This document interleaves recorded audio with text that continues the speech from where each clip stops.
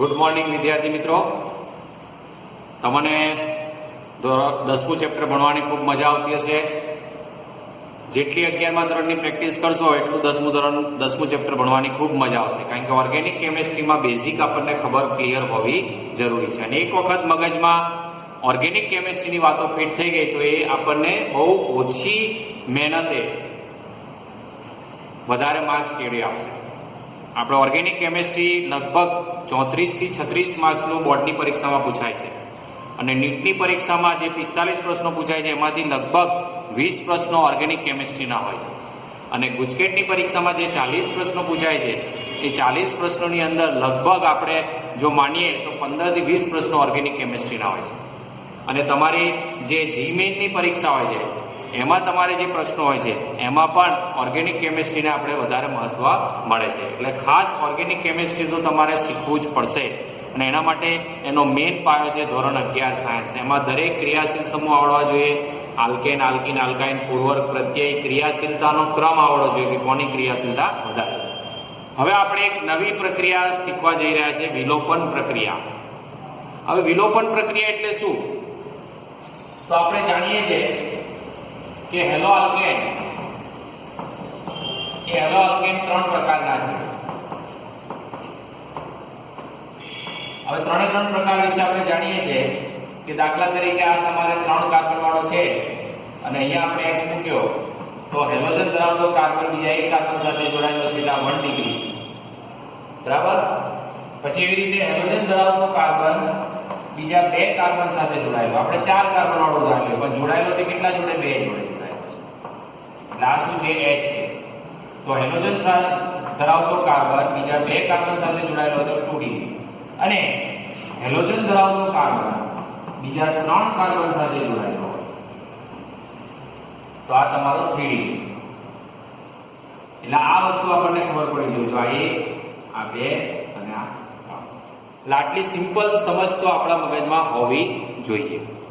હવે અહીંયા આપણે જે બીટા વિલોપન પ્રક્રિયા ભણવા જઈ રહ્યા છે એમાં તમારે શું યાદ રાખવાનું છે? તો કે હેલોજન ધરાવતા કાર્બનને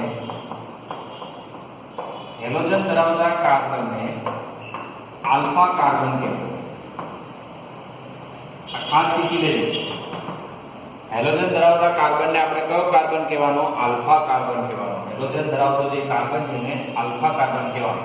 એટલે અહીંયા તમે જોઈ શકો છો કે આ 2 છે અને આ હેલોજન ધરાવતો કાર્બન છે એટલે આલ્ફા કાર્બન. હવે આલ્ફા કાર્બનના પડોશી કાર્બનને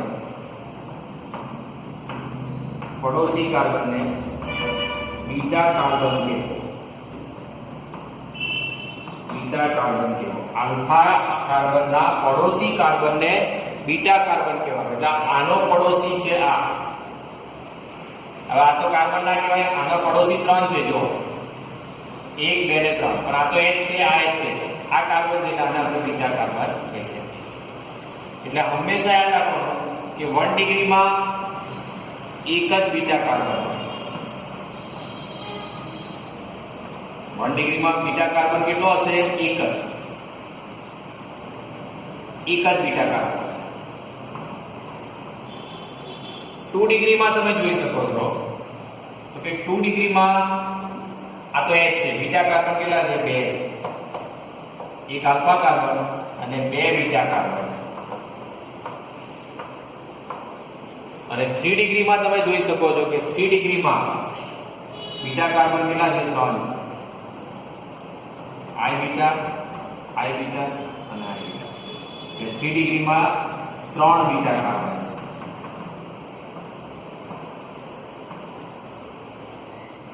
એટલે આપણે 3 હેલો આલ્કેનના પ્રકાર જોયા, 1 ડિગ્રી, 2 ડિગ્રી અને 3 ડિગ્રી.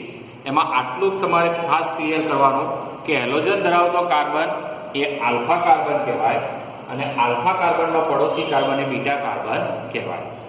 હવે અહીંયા શબ્દ સમજો તમે, વિલોપન,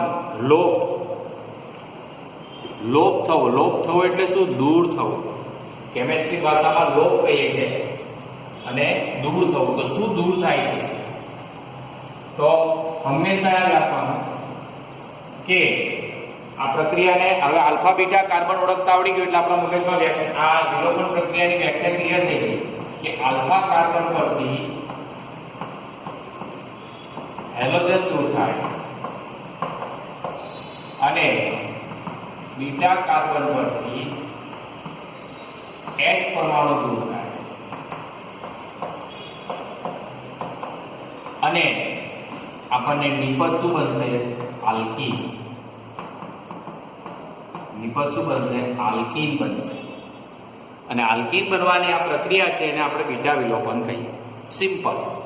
એટલે પરીક્ષામાં 2 ગુણમાં ટૂંકનો જ પૂછાય કે બીટા વિલોપન પ્રક્રિયા અથવા બીટા વિલોપન એટલા માટે કીધું કારણ કે બીટા પરથી પણ આપણે હાઇડ્રોજનને દૂર કરીએ છીએ. લોપ થાય છે અને બંનેનો લોપ થાય એટલે બોન્ડિંગ ક્ષમતા ઘટે એટલે દ્વિબંધ બને. જે બે પડોશના કાર્બન છે આલ્ફા અને બીટા, એ કાર્બન પરથી એક પરથી હેલોજન જાય બીજા પરથી H જાય એટલે બોન્ડિંગ તૂટે એટલે અહીંયા એક નવો બંધનું સર્જન થાય એટલે ત્યાં દ્વિબંધ રચાય ને એટલે આલ્કીન બને છે. એટલે હેલો આલ્કેનમાંથી આલ્કીન બનાવવું હોય તો ફરજિયાત તમારે બીટા વિલોપન પ્રક્રિયા કરવી પડે. તો આપણે ધારો કે 1 ડિગ્રીનું ઉદાહરણ લઈએ. આ 1 2 3 અહીંયા મેં Cl જોડ્યો તો અહીંયા કેટલા હાઇડ્રોજન રહ્યા? 2. અહીંયા કેટલા હાઇડ્રોજન? 2. અહીં કેટલા હાઇડ્રોજન? 3. તો સિમ્પલ આ તમારો આલ્ફા કાર્બન છે અને આ તમારો બીટા કાર્બન છે. તો હવે હું એને વ્યવસ્થિત દોરું છું તો CH3 CH2 CH2 Cl આવું છે. તો આ તમારો આલ્ફા કાર્બન છે, આ તમારો બીટા કાર્બન છે. તો અહીં તમે જોઈ શકો છો કે અહીંયા બોન્ડિંગ તૂટે છે અને અહીંયા બોન્ડિંગ તૂટે છે. એટલે આલ્ફા કાર્બન પરથી કોણ દૂર થાય છે? Cl દૂર થાય છે. અને બીટા કાર્બન પરથી કોણ દૂર થાય છે? H દૂર થાય છે. એટલે જો પોતે સહસંયોજક બંધમાં ભાગ લીધેલા ઇલેક્ટ્રોનને લઈને દૂર થાય છે. એટલે આ ઇલેક્ટ્રોન અહીં આવી ગયો અને આ ઇલેક્ટ્રોન અહીં આવી ગયો કારણ કે છૂટા પડ્યા, મુક્ત મૂલક પડ્યા એટલે આ ઇલેક્ટ્રોન અહીં આવી જાય એટલે અહીં ડબલ બોન્ડ રચાય છે. આ ખાસ યાદ રાખવાનું. એટલે અહીંયા ડબલ બોન્ડ રચાય છે અને એટલે આપણને અહીંયા શું થાય છે? જો આ રીતે નિકલ કરે છે અહીં શું થઈ જાય? CH3 અહીં શું થઈ ગયું? CH. એકલ બંધની જગ્યાએ શું થઈ ગયું? Double bond. અને અહીં શું થઈ ગયું? CH. અને છૂટું શું પડ્યું? તો કે H+ અને X- અથવા Cl-. એટલે તમારી બુકમાં બહુ સરસ આખું આનું એ બતાવેલું છે. જો આખું મિકેનિઝમ બતાવેલું છે આ નીચે. એટલે બહુ સિમ્પલ વાતો છે પણ આપણને આલ્ફા બીટા ઓળખતા આવડવું જોઈએ. એટલે અહીંયા સિમ્પલ લખેલું છે કે બીટા હાઇડ્રોજન પરમાણુ સંકળાયેલો હોવાથી તેને બીટા વિલોપન પ્રક્રિયા પણ કહેવામાં આવે છે. એટલે આપણા મગજમાં ક્લિયર હોવું જોઈએ કે અહીં ચોખ્ખું લખેલું છે કે જ્યારે બીટા હાઇડ્રોજન યુક્ત હેલો આલ્કેન, એટલે બીટા હાઇડ્રોજન યુક્ત એટલે બીટા કાર્બન પર હાઇડ્રોજન ફરજિયાત હોવો જોઈએ. એટલે અહીંયા શબ્દ લખ્યો છે કે બીટા હાઇડ્રોજન યુક્ત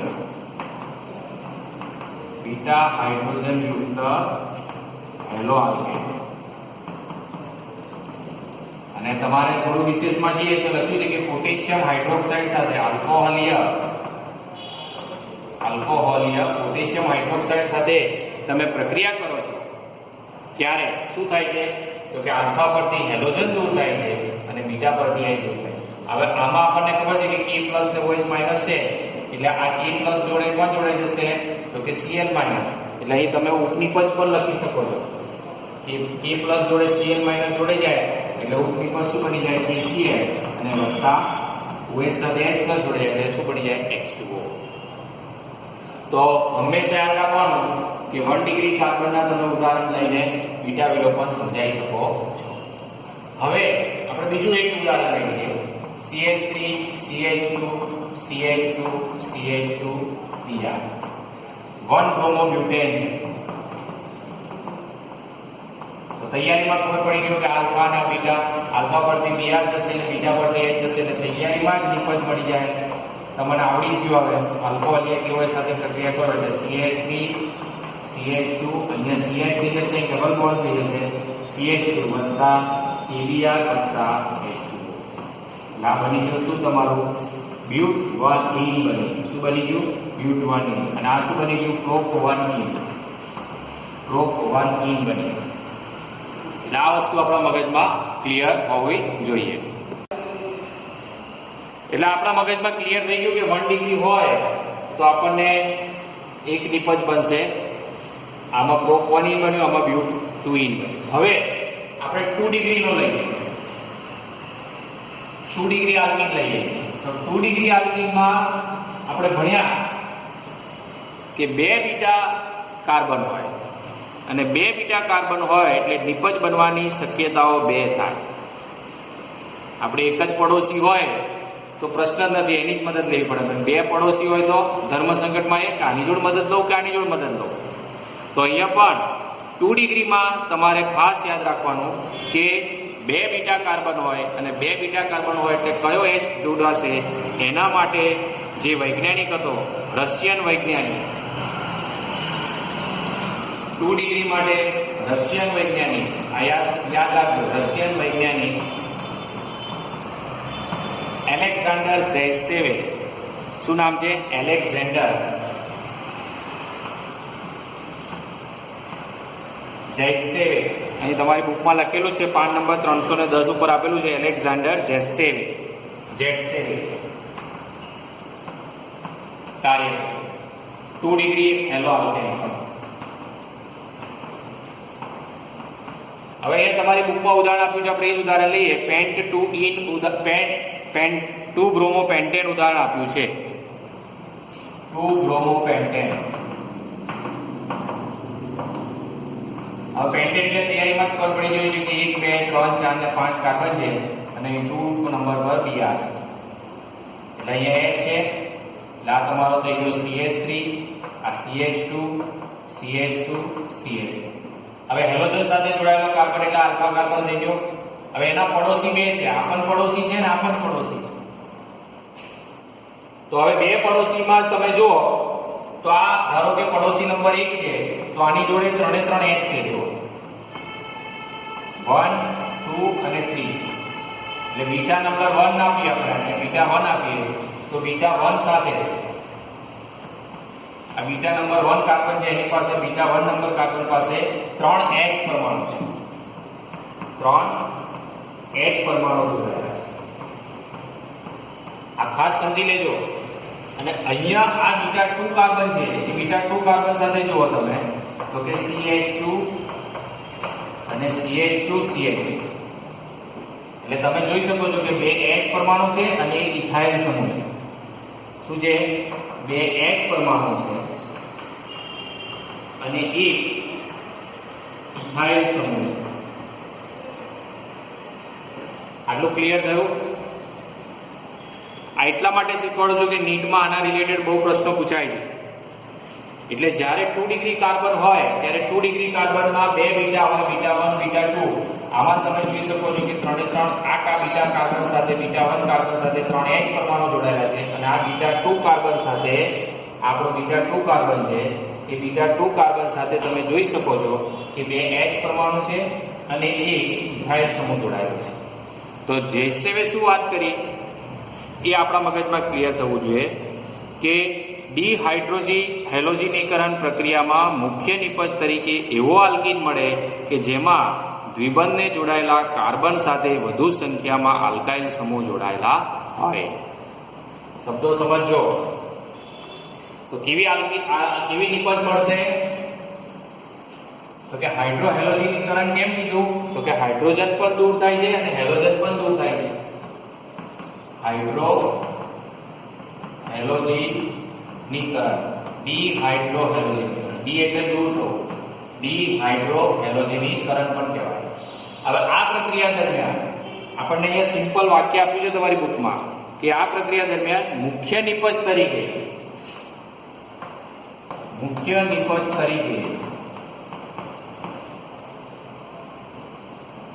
એવો આલ્કીન બનશે, મુખ્ય નિપજ તરીકે એવો આલ્કીન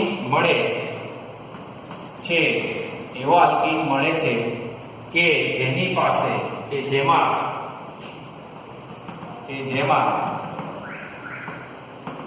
દ્વિબંધને જોડાયેલ કાર્બન સાથે દ્વિબંધમાં જોડાયેલ કાર્બન સાથે વધુ સંખ્યામાં આલ્કાઇલ સમૂહ એટલે કોણ? આ વધુ સંખ્યામાં આલ્કાઇલ સમૂહ જોડાયેલા હોય.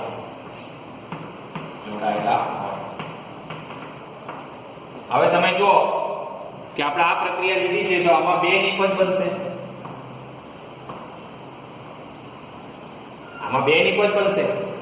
ધારો કે તમે આને લો છો બીટા તરીકે, તો અહીંયાથી H જશે ને અહીંથી હેલોજન જશે, એટલે દ્વિબંધ અહીં રચાશે. આ 1 ને 2 કાર્બન વચ્ચે દ્વિબંધ રચાશે, એટલે પહેલી નિપજ શું બનશે? CH2 double bond CH, CH2 CH2 CH2.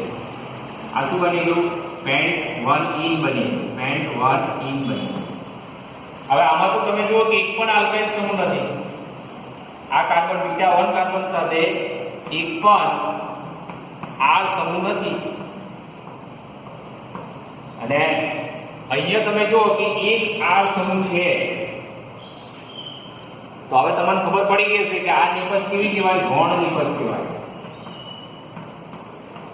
ગૌણ નિપજ એટલે ઓછી મળે એટલે 2-5% મળે.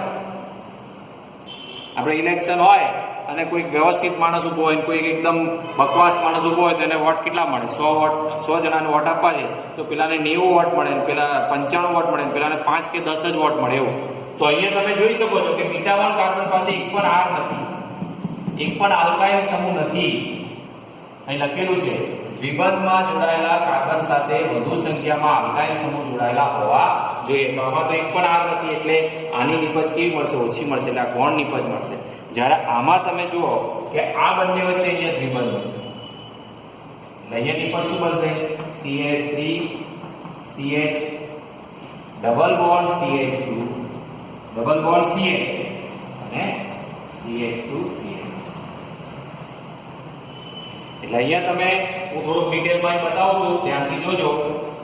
તો અહીંયા આપણને જે નિપજ બની, પહેલી નિપજ જુઓ, નિપજ 1 આ મુખ્ય નિપજ બનશે. આ તમારું જો પેન્ટ 2 ઇન, તો પેન્ટ 1 ઇન માં તમે જો તો કે આ CH2 ડબલ બોન્ડ CH બરાબર, CH2 CH2 CH2. તો અહીંયા તમે જો કે દ્વિબંધી જોડાયેલા આ દ્વિબંધી જોડાયેલા આમાં હાઇડ્રોજન કેટલા છે? 3. આમાં હાઇડ્રોજન 1 અને આ R સમૂહ કેટલો છે? 1 જ છે. આલ્કાઇલ સમૂહ કેટલો છે? 1 જ છે. Only 1 I. 3 શું છે? H પરમાણુ છે. અને શબ્દો સમજો. હવે આમાં પેન્ટ 2 ઇન જોઈએ તો એક C ડબલ બોન્ડ C આવું છે. તો અહીંયા શું છે તમારે? CH3 CH CH CH2 CH. તો અહીંયા તમે જો કે એક મિથાઇલ સમૂહ છે, એક H છે, એક ઇથાઇલ સમૂહ. તો દ્વિબંધી જોડાયેલા અહીંયા 2 R સમૂહ છે. તો 2 R સમૂહ છે અને 2 H પરમાણુ છે. એટલે આમાં મિથાઇલ છે ને ઇથાઇલ છે અને આમાં એક જ પ્રોપાઇલ એકલો જ છે. એટલે આમાં R ની સંખ્યા 2 છે, એટલે આ મુખ્ય નિપજ મળે, આ વધુ મળે, અને આ કેવી મળે? ગૌણ નિપજ મળે, ઓછી નિપજ મળે. આવું કહેનાર વૈજ્ઞાનિક કોણ હતો? એલેક્ઝાન્ડર ચેસેવ. એટલે આ વસ્તુ આપણા મગજમાં ખાસ ક્લિયર થઈ જવી જરૂરી છે. એટલે અહીંયા સમજો ફરીથી શું કીધું છે કે ડિહાઇડ્રોહેલોજનીકરણ. ડિહાઇડ્રોહેલોજનીકરણ એટલે હાઇડ્રોજન બી દૂર થાય છે અને હેલોજન બી દૂર થાય છે. હાઇડ્રોજન બી દૂર થાય છે અને હેલોજન, એટલે ડિહાઇડ્રોહેલોજન. ડી એટલે દૂર થવું. મુખ્ય નિપજ તરીકે એવો આલ્કીન બને કે જેમાં દ્વિબંધને જોડાયેલા કાર્બન સમૂહ સાથે વધુ સંખ્યામાં આ દ્વિબંધી જોડાયેલા કાર્બન સાથે 2 R છે અને 2 R છે એટલે મુખ્ય નિપજ થઈ. આમાં 3 H છે અને 1 જ R છે એટલે આ ગૌણ નિપજ થઈ. તો આ મોસ્ટ ટાઈમથી ટોપિક આપણા મગજમાં ક્લિયર કરી દેવાનું. હવે આપણને 1 ડિગ્રી 2 ડિગ્રી અને 3 ડિગ્રીની વાતો છે. એમાં આપણે 2 પ્રકારની પ્રક્રિયાઓ ભણી ગયા. SN1 SN2 કેન્દ્રાનુરાગી વિલોપન વિસ્થાપન પ્રક્રિયા અને વિલોપન પ્રક્રિયા ભણ્યા. તો કયો હેલો આલ્કેન હોય અને કઈ પ્રક્રિયા ઝડપથી કરી શકે એની થોડીક વાતો છે આપણે લઈએ. તો આપણે કેન્દ્રાનુરાગી વિસ્થાપન પ્રક્રિયાઓ આપણે બે ભણી ગયા. કઈ બે? તો કે SN2 અને SN1. અને બીજી પ્રક્રિયા ભણ્યા આપણે વિસ્થાપન પ્રક્રિયા, અરે બીટા વિલોપન પ્રક્રિયા. બીટા વિલોપન તો આમાં ડિફરન્સ એટલું યાદ રાખવાનો, અહીંયા તમારે લખ્યું છે કે આલ્કીન કઈ પ્રક્રિયા કરશે તેનો આધાર આલ્કાઇલ હેલાઇડના સ્વભાવ. હવે ત્રણ પ્રકારની પ્રક્રિયા થાય, તો કે આલ્કાઇલ હેલાઇડના સ્વભાવ. આલ્કાઇલ હેલાઇડ એટલે હેલો આલ્કેન,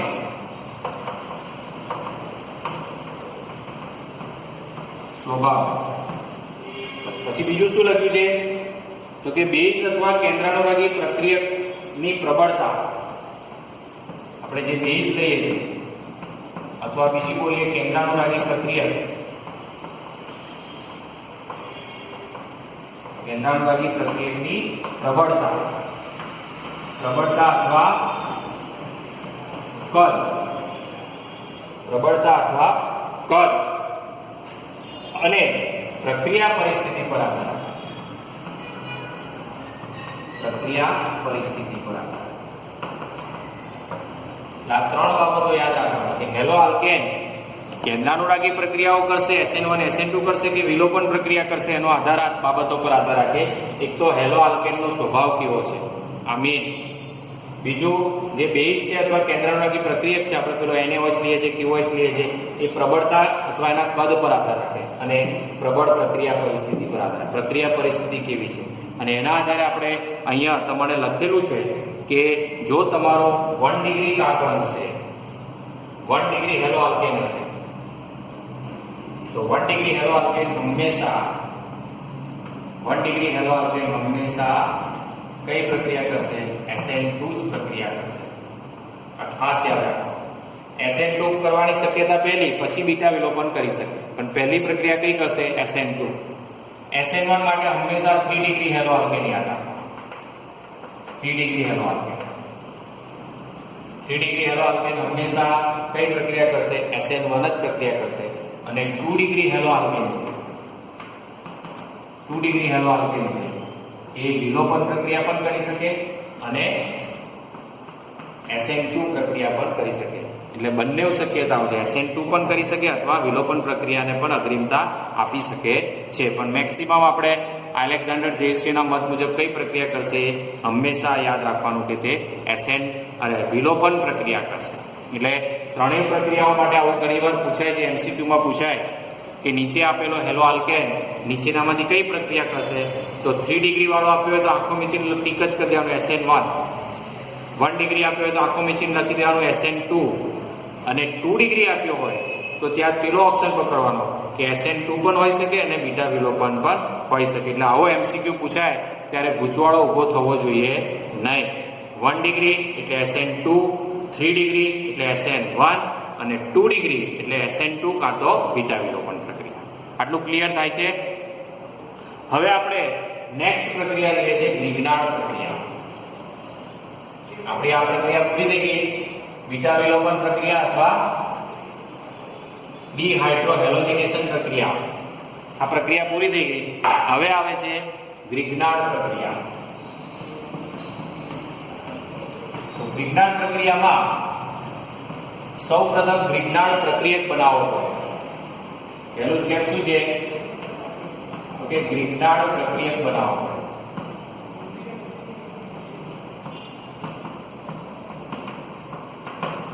અને ગ્રિગ્નાર્ડ પ્રક્રિયા એટલે આલ્કેન બનવાની પ્રક્રિયા. આલ્કેન બનવાની પ્રક્રિયા. બીટા વિલોપન એટલે આલ્કીન બનવાની પ્રક્રિયા. અત્યારે આપણે હેલો આલ્કેન ની ભણીએ છીએ. હેલો આલ્કેન માટે હેલો આલ્કેનની ગ્રિગ્નાર્ડ પ્રક્રિયા બનશે શું? નિપજ. નિપજ આપણી શું બનશે? આલ્કેન બનશે. તો પહેલું સ્ટેપ શું? તો કે ગ્રિગ્નાર્ડ પ્રક્રિયા બનાવવા પડે. અને ગ્રિગ્નાર્ડ પ્રક્રિયા એટલે ટૂંકમાં લખીએ તો શું કહેવાય? RMGX. RMgX. અને ત્યારબાદ બીજા સ્ટેપની વાત કરીએ તો આ RMgX ની પાણી, આલ્કોહોલ, એમાઇન પૂરતા એસિડિક જે છે તેમને આપણે પ્રક્રિયા કરીએ તો શું આપશે આપણને? પ્રોટોન આપશે. અને પ્રોટોન આપશે એટલે આલ્કેન બની જશે. એટલે બીજા સ્ટેપમાં તમે H2O સાથે જળ વિભાજન પ્રક્રિયા કરવાની. H2O સાથે જળ વિભાજન પ્રક્રિયા કરવાથી હાઇડ્રોકાર્બન આલ્કેન બનાવશે. એટલે સિમ્પલ વાત કરીએ તો આપણે સાંકેતિક સમીકરણ લખીએ. સાંકેતિક સમીકરણ તો તમારો આ RX છે, RX ની મેગ્નેશિયમ ક્ષીણ સાથે, મેગ્નેશિયમ ક્ષીણ એટલે મેગ્નેશિયમનો બારીક પાવડર કરેલો અથવા બારીક ભૂકો કરી દીધો હોય એ મેગ્નેશિયમ ક્ષીણ કહેવાય. અને નિર્જળ ઇથરની હાજરીમાં પ્રક્રિયા કરવાની. નિર્જળ ઇથર એટલે કેવો? ડ્રાય, શુષ્ક ઇથર. એમાં ભેજનો એક પણ કણ હોવો જોઈએ નહીં. એટલે તમારે અહીંયા શુષ્ક ઇથર પણ લખ્યું છે. જો ચોપડીમાં શું લખ્યું છે? શુષ્ક ઇથર. શુષ્ક ઇથર એટલે પાણી વગરનું. હવે જ્યારે આની સાથે પ્રક્રિયા કરીશું તો આવું સિમ્પલ થશે. જો R અને X આ બંને વચ્ચે આવા આપણને ખબર છે કે મેગ્નેશિયમની બોન્ડિંગ ક્ષમતા કેટલી છે? 2. એના સંયોજકતા ઇલેક્ટ્રોન 2 છે. તો મેગ્નેશિયમ વચ્ચે બેસી જશે. એટલે આવું બનશે. જો RMgX. એટલે આ રીતે મેગ્નેશિયમ વચ્ચે આવી જશે. જો આ મેગ્નેશિયમ એક સહસંયોજક બંધ R સાથે બનાવશે અને એક સહસંયોજક બંધ X સાથે બનાવશે. એટલે આ તમારો જે સાંકેતિક સ્વરૂપ થઈ ગયું RMgX, એને આલ્કાઇલ મેગ્નેશિયમ હેલાઇડ કહેવાય. શું કહેવાય? આલ્કાઇલ મેગ્નેશિયમ હેલાઇડ કહેવાય. આટલું ક્લિયર થઈ ગયું? એટલે પહેલું સ્ટેપ વિજ્ઞાન પ્રક્રિયક બનાવો. કે કોઈ પણ RX હોય એનો આપણે પહેલા વિજ્ઞાન પ્રક્રિયક બનાવી દેવાનો. એટલે સિમ્પલ આપણે એક ઉદાહરણ લઈએ. તમારે બુકમાં કોઈ ઉદાહરણ આપ્યું નથી, આપ્યું છે દાખલા તરીકે બ્રોમો ઇથેન આપ્યું છે, CH3CH2Br. આ તમારું બ્રોમો ઇથેન છે. તો આ બ્રોમો ઇથેનની મેગ્નેશિયમ ક્ષીણ સાથે આપણે શુષ્ક ઇથરની હાજરીમાં પ્રક્રિયા કરીશું. એટલે આ ઇથાઇલ અને બ્રોમાઇડ વચ્ચે મેગ્નેશિયમ આવી જશે. એટલે શું બની જશે? CH3CH2MgBr. આ તમારો વિજ્ઞાન પ્રક્રિયક પડી ગયો. એટલે CH3CH2 ને શું કહેવાય? ઇથાઇલ. જેમ આપણે આલ્કાઇલ કીધું. Mg ને શું કહેવાય? મેગ્નેશિયમ. અને Br ને શું કહીશું? બ્રોમાઇડ. એટલે આ તમારો વિજ્ઞાન પ્રક્રિયક બની ગયો. Ethyl magnesium bromide. ધારો કે કોઈએ પ્રોપાઇલ લઈ લીધો, CH3CH2Cl લીધો અને એની Mg સાથે પ્રક્રિયા કરી. તો અહીં શું બની જશે? CH3CH2CH2MgCl. પ્રોપાઇલ મેગ્નેશિયમ ક્લોરાઇડ શું બની ગયું? પ્રોપાઇલ મેગ્નેશિયમ ક્લોરાઇડ બની જાય. વસ્તુ એની જ છે. હવે બીજા સ્ટેપમાં જલ વિભાજન પ્રક્રિયા કરવાની. જલ વિભાજન પ્રક્રિયા એટલે શું કહેવાય? પાણી ઉમેરાય.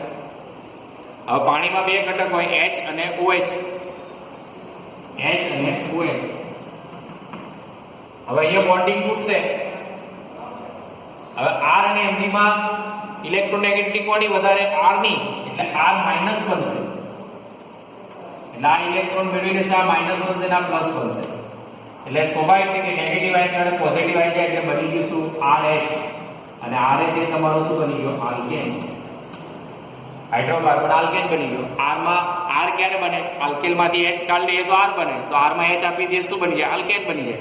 તો આલ્કેન બની ગયું. અને હવે નિપજ બની ગઈ. આ OH અહીં જોડે જશે એટલે નિપજ આ બની જશે. જો Mg એક બાજુ તો H જોડાયેલો છે ને આ બાજુ શું જોડાયેલું છે? OH. સિમ્પલ. એટલે આ આપણને આવડવું જ જોઈએ. અથવા મેગ્નેશિયમની બંધ બનાવવાની ક્ષમતા 2 જ હોય એટલે એક OH જોડાયો છે અને એક હેલોજન જોડાયો છે. સિમ્પલ. હવે એવી રીતે અહીંયા આપણે પાણી સાથે પ્રક્રિયા કરીશું તો નિપજ શું બનશે? બોલો. CH3CH2 અને આમાંથી H આવી ગયો એટલે ઇથેન બની ગયો. CH3CH3 બોલો. હાઇડ્રોકાર્બન ઇથેન બની ગયો. આમાં શું બની જશે? પાણી સાથે પ્રક્રિયા કરીએ તો પ્રોપેન બની જશે. CH3CH2CH3 CH3CH2 અને એક H આવી ગયો એટલે CH3. અહીં શું બની ગયો? પ્રોપેન.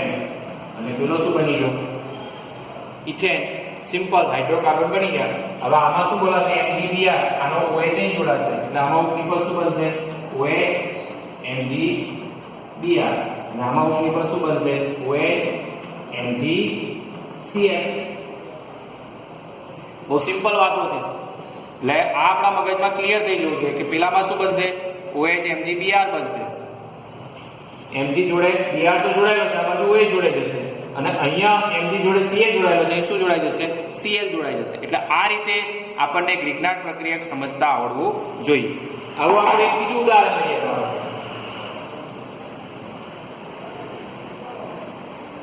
એક બીજું ઉદાહરણ લઈએ.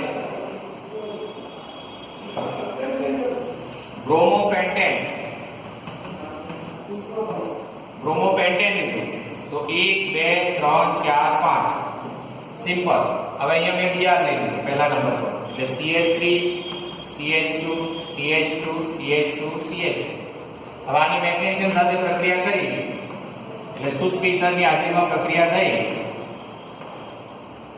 તો શું થઈ ગયું CH3 CH2 CH2 CH2 પાંચ કાર્બન છે ને CH2 MgCl MgBr. આ તમારો પેન્ટાઇલ મેગ્નેશિયમ બ્રોમાઇડ, પેન્ટાઇલ મેગ્નેશિયમ બ્રોમાઇડ આ તમારો શું બની ગયો ગ્રિગ્નાર્ડ પ્રક્રિયક બની ગયો. હવે એનું આપણે H2O સાથે જલ વિભાજન પ્રક્રિયા કરીશું એટલે શું થશે આની જોડે H અંદર આવી જશે એટલે પેન્ટેન બની ગયો CH3 CH2 CH2 CH2 CH3. આ બની ગયું શું પેન્ટેન, અને ઉદ્દીપક શું બની ગઈ તો કે OH Mg. તો બહુ સિમ્પલ વાતો છે, આ વસ્તુ આપણા મગજમાં ક્લિયર થઈ જવી જોઈએ એટલે ખાસ ધ્યાનમાં રાખજો અને થોડું વાંચજો બુકમાંથી શું કહેવા માંગે છે. એટલે આને કાર્બધાત્વિક સંયોજનો કહેવાય. શું કહેવાય કાર્બધાત્વિક સંયોજનો. કાર્બનિક સંયોજન અને ધાતુ. જો આ ગ્રિગ્નાર્ડ પ્રક્રિયાને કાર્બધાત્વિક કહેવાય કેમ કે આ કાર્બનિક છે અને ધાતુ છે. કાર્બધાત્વિક કેમ કીધું તો કે કાર્બનિક સંયોજન જે આપણો હેલો આલ્કેન જે કાર્બનિક કહેવાય એની મેગ્નેશિયમ સાથે પ્રક્રિયા થઈ અને RMgX બને એટલે કાર્બનિક અને ધાતુ મેટલ એટલે કાર્બધાત્વિક બોલ્યા. એટલે આ શોધનાર વૈજ્ઞાનિકનું નામ છે વિક્ટર ગ્રિગ્નાર્ડ, અને એને આ ફોટો બી આપ્યો છે, એની થોડી માહિતી પણ તમારે વાંચવાની એટલે સમજ પડે કે શું કહેવા માંગે છે. આ ફોટો આપ્યો જ છે પાન નંબર 311 ઉપર. એટલે આ વસ્તુ આપણા મગજમાં ખાસ ક્લિયર થઈ જવાની. અને હેલો આલ્કેનમાંથી આપણે આલ્કેન કેવી રીતે બનાવાય તો હેલો આલ્કેનમાંથી આલ્કેન બનાવવાની પ્રક્રિયા એટલે ગ્રિગ્નાર્ડ પ્રક્રિયા, અને હેલો આલ્કેનમાંથી આલ્કીન બનાવવાની પ્રક્રિયા એટલે બીટા વિલોપન પ્રક્રિયા. તો અહીંયા આમ આપણે કેન્દ્રાનુરાગી પ્રક્રિયાઓ SN1 SN2 બીટા વિલોપન પ્રક્રિયા અને ગ્રિગ્નાર્ડ પ્રક્રિયા અહીંયા આપણે હેલો આલ્કેનની રાસાયણિક પ્રક્રિયાઓ પૂર્ણ થઈ.